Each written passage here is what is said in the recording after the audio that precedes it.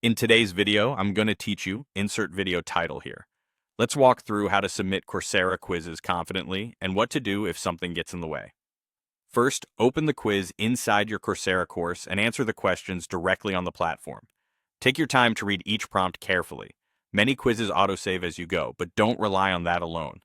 Plan to finish and submit in one sitting whenever possible. When you're ready, click the Submit or Finish button. Do this before the deadline and within the allowed number of attempts. You can usually see the due date on the quiz page or syllabus, and the attempt limit is often listed near the instructions. If there's a timer, keep an eye on it. Some quizzes will auto-submit when time expires, but it's best not to risk it. After you click Submit, wait for the confirmation. Look for a submission message, a score or feedback screen, or a timestamp. If you want extra peace of mind, check your grades or progress tab in the course to confirm the submission shows up there. If you run into issues when submitting, start with simple fixes. Clear your browser's cache and cookies, then sign back in and try again.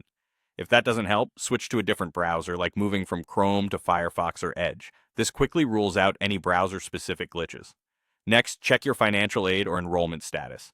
If you're on financial aid and it's pending or has expired, or if you're auditing a course that doesn't include graded submissions, the system can block you from submitting quizzes. Make sure your enrollment allows graded work and that your financial aid is active and approved. If you still can't submit, reach out to Coursera support.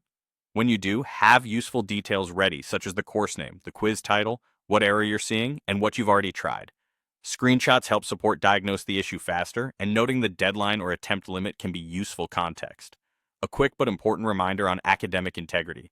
Avoid searching for or using so-called 100% correct answers online.